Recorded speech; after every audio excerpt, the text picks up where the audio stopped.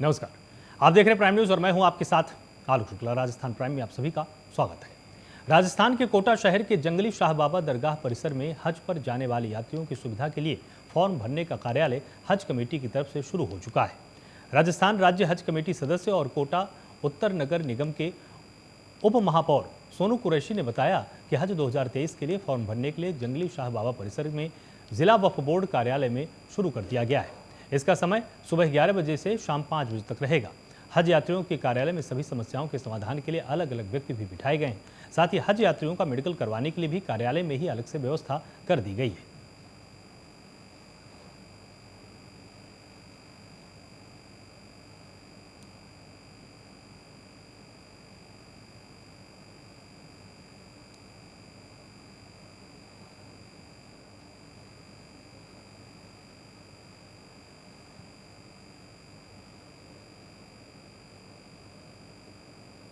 हज राजस्थान हज कमेटी की ओर से जंगली शाह बाबा में हमने पूरी संसाधन के साथ यहाँ पर आदमी बिठाए हैं और लोगों को फॉर्म भरने में उनमें क्या क्या कमियां हैं कि वो कमियां बता करके फॉर्म को कंप्लीट करके भर रहे हैं।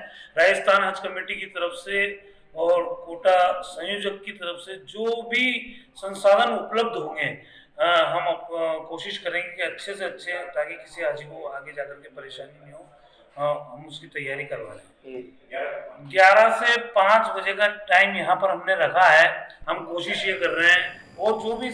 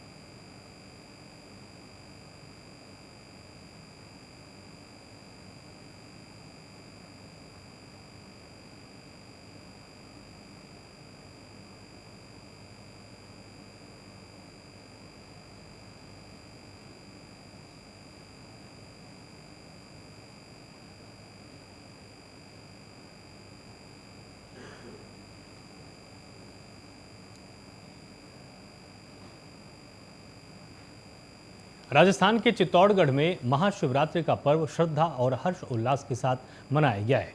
इसमें सभी शिवालयों में रात्रि के चारों प्रहर में विशेष अभिषेक हुए और सुबह सवेरे महाआरती करके प्रसाद का वितरण भी किया गया। वहीं इसके बारे में जानकारी देते हुए खंडेश्वर मंदिर मंडल के पदाधिकारी देवराज साहू ने बताया कि मंदिर में लगातार 24 घंटे तक शिव भक्तों ने भोलेनाथ को प्रसन्न करने के लिए अलग अलग तरह से पूजा अर्चना और अभिषेक किए हैं। इस बार हर साल की अपेक्षा अधिक शिव भक्त शिवालय में पहुंचे।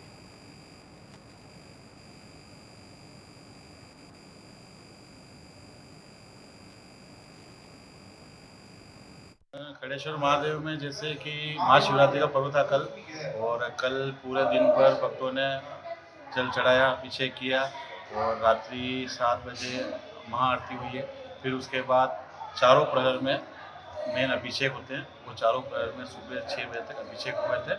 अभिषेक में सभी भक्तों ने कितना उत्साह देखा गया था इस बार, मतलब देखो कि हर वर्ष से इस बार बहुत ज़्यादा उत्साह था और भक्तों की तादाद भी बहुत ज़्यादा थी इस बार, तो हर भक्त यहाँ पे आए थे।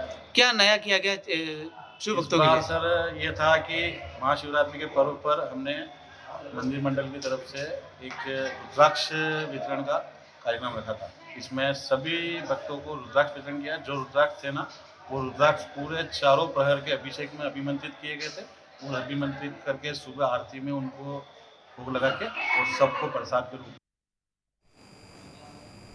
और अधिक जानकारी अपडेट के साथ गोपाल चतुर्वेदी यहाँ पर मेरे साथ जुड़ गए हैं। तो गोपाल, आपसे जानना चाहेंगे महाशिवरात्रि पर मंदिर में किस तरह से पूजा अर्चना के कार्यक्रम चले और जो भक्त थे उनमें किस तरह का उत्साह देखने को मिला है? बिल्कुल आलोक, यहाँ पर चित्तौड़गढ़ की बात की जाए तो चित्तौड़गढ़ में कई ऐसे प्रसिद्ध शिवालय हैं, जैसे नीलकंठ महादेव है जो चित्तौड़गढ़ दूर प्रसिद्ध है, हजारेश्वर महादेव मंदिर है, खरडेश्वर महादेव मंदिर है, चौमुखा मंदिर है।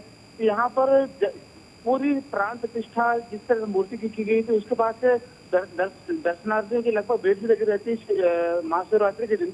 तो यही देखने को मिला रात को भी और कल पूरा दिन।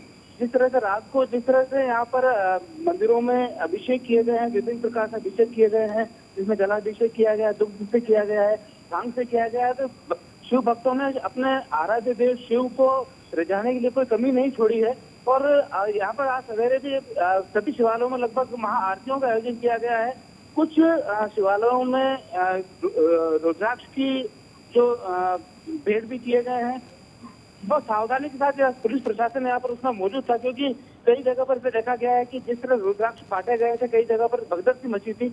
यहाँ पर ऐसा कुछ नहीं हुआ है। पुलिस प्रशासन बिल्कुल पूरी तरह मुस्तैद दिखाई दिया है आलोक, और ये पर्व जो है वो शांति के साथ यहाँ पर संपन्न हुआ है।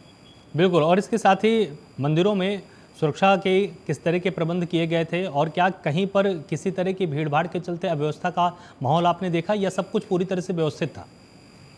आलोक, पुलिस प्रशासन शिवरात्रि और जो भी त्योहार आते हैं उस पर काफी मुस्तैद दिखाई देता है हमेशा। और रात को भी इस तरह से देखा गया है कि हर शिवालय के बाहर पुलिस का पूरा जाब्ता यहाँ पर तैनात किया हुआ था, और यातायात पुलिस के जवान भी लगातार यातायात को सुचारू बनाने के लिए वो रात भर लगे रहे थे। और जहाँ तक बात की जाए शिवालयों की, तो शिवालय में पूरी तरह से शांतिपूर्वक लोगों ने दर्शन किए हैं और अभिषेक किए हैं। और खास तौर से बता दो कि जो प्रमुख प्रोग्राम जो हुआ था वो हजारेश्वर महादेव मंदिर में हुआ था, जहाँ पर 300 फीट लंबी गुफा बनाई गई थी, जिसका शिव भक्तों ने बहुत आनंद के साथ उसका लाभ लिया है। ऑर्केस्ट्रा पार्टी से भजन संध्या हुई थी, पूरी रात चली है, सवेरे चली है। आलोक, बहुत बहुत शुक्रिया मेरे साथ यहाँ पर जुड़ने के लिए और विस्तार से जानकारी देने के लिए।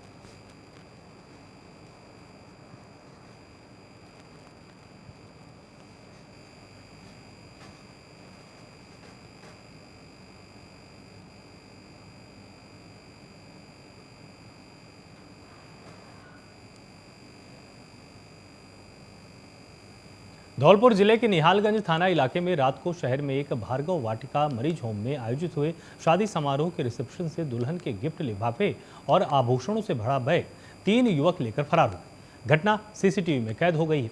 तीनों संदिग्ध युवक के स्थानीय पुलिस फुटेज के आधार पर तलाश कर रही है।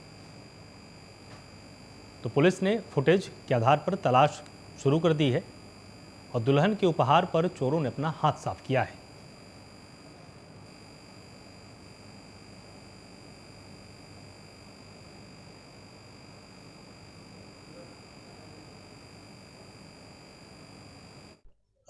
कल 17 तारीख को मेरे भतीजे की शादी का रिसेप्शन था भार्गव वाटिका मैरिज होम में, और वहाँ पर दूल्हा दुल्हन को सब आशीर्वाद प्रदान कर रहे थे।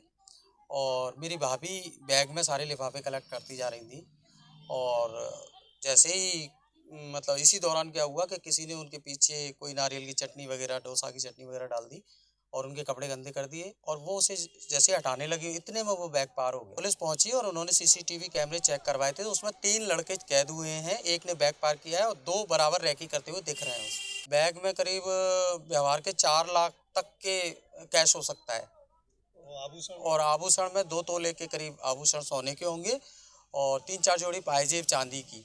इस तरीके से था। मामला दर्ज करा दिया? मामला मैंने निहालगंज थाने में तहरीर दे दी है। पुलिस अपना काम कर रही है। क्या नाम है आपका? मेरा नाम संजय श्रीवास्तव है, सन ऑफ सूरज नारायण श्रीवास्तव। और किसकी शादी थी? मेरे भतीजे अंकुर श्रीवास्तव की शादी हुई थी शिकोहाबाद के अंशिका श्रीवास्तव के साथ। शादी 15 तारीख की थी, लेकिन रिसेप्शन का प्रोग्राम शादी के बाद 17 को कल भार्गव मैरिज होम में हो रहा है। 2023 को समय करीब 10-11 बजे की बात है कि भार्गव वाटिका मैरिज होम में शादी समारोह का प्रोग्राम हो रहा था, जिसमें से कोई अज्ञात चोर करीब 4 लाख रुपए चुरा कर ले गया, जिसके संबंध में प्रकरण दर्ज कर फुटेज के आधार पर मुलजिमानों की तलाश जारी।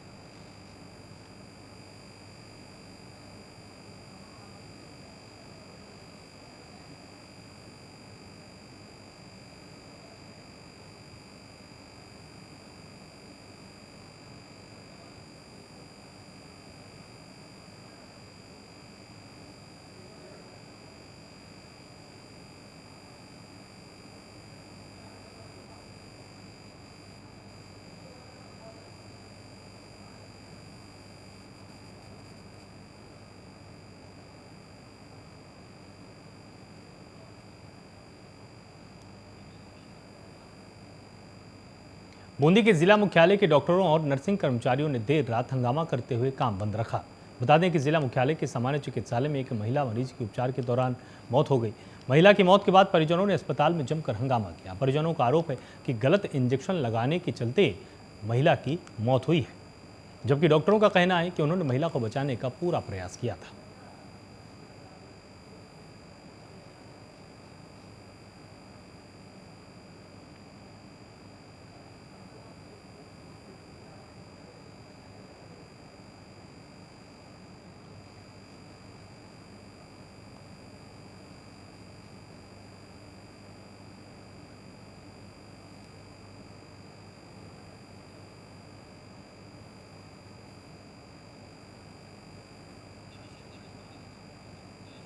और अधिक जानकारी अपडेट्स के साथ हमारे साथ संवाददाता हरीश यहाँ पर जुड़े हुए हैं। तो आपसे जानना चाहेंगे किस तरह का आरोप परिजनों की तरफ से लगाया गया है और डॉक्टरों ने इसमें अपनी क्या सफाई दी? जी आलोक, मैं इसके अंदर आपको बताना चाहूंगी, ये जो बूंदी की घटना देर रात को करीब 12:30 बजे करीब गवर्नमेंट हॉस्पिटल में हुई थी। इसको लेके दोनों पक्षों से डॉक्टर और जो परिवार है, परिजन है जो मरीज के थे, उनको बीच में हाथापाई तक की नौबत आ गई थी। इसी को लेकर दोनों ही जो रात भर कार्य बाधित रहा। सुबह एसडीएम को जो डॉक्टर्स है उनके द्वारा, नर्सिंग कर्मियों द्वारा ज्ञापन दिया गया कि जो 5 आदमियों ने जिनके साथ डॉक्टरों के साथ मारपीट की है उन लोगों को गिरफ्तार किया जाए। और परिजनों का आरोप है कि जो इंजेक्शन लगाया गया था डॉक्टर का, उसके बाद में इसकी मृत्यु हुई है महिला की। इसको लेके पुलिस में भी जांच का जो है एप्लीकेशन दी गई है। जी, और इसके साथ ही पुलिस के द्वारा क्या अभी तक किसी को गिरफ्तार किया गया है या जांच के बाद ही कार्रवाई करने के लिए कहा गया है? जी, रात को जो 5 आदमी डॉक्टर ने बताए थे उनमें से 2 आदमियों को रात को तुरंत पुलिस द्वारा गिरफ्तार कर लिया गया था, लेकिन आज दोपहर बाद में उनकी जो है अग्रिम जमानत दे दी गई। और लेकिन इसके बाद में भी डॉक्टर अभी तक जो इस चीज पे और नर्सिंग कर्मी अड़े हुए हैं कि जब तक 5 को वापस गिरफ्तार ना किया जाए और राजकार्य का बाधा का उनके पे केस दर्ज करवाने की जो चर्चाएं चल रही है वो निकल के सामने आ रही है। और इसको लेके अभी तक भी जो नर्सिंग कर्मचारी है वो कार्य का बहिष्कार कर रहे हैं।